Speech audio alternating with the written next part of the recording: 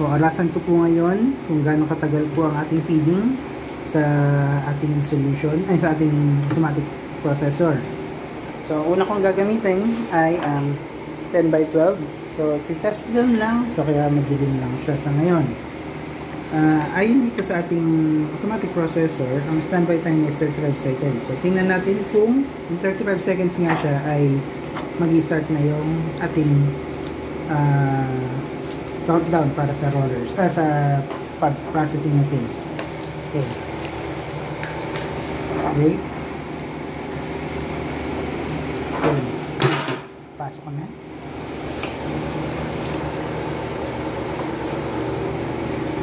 Start.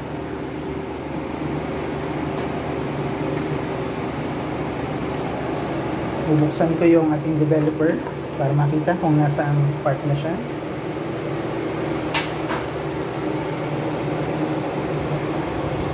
So, makikita nyo, ayun siya yung kulay itim.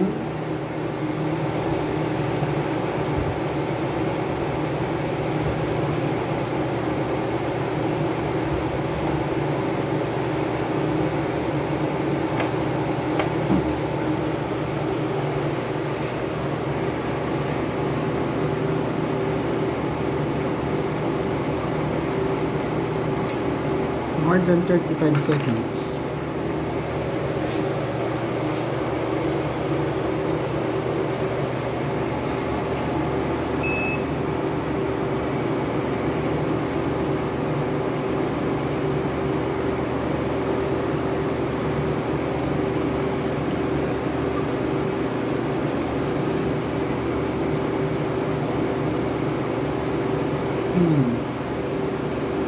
Yun, nag-start na.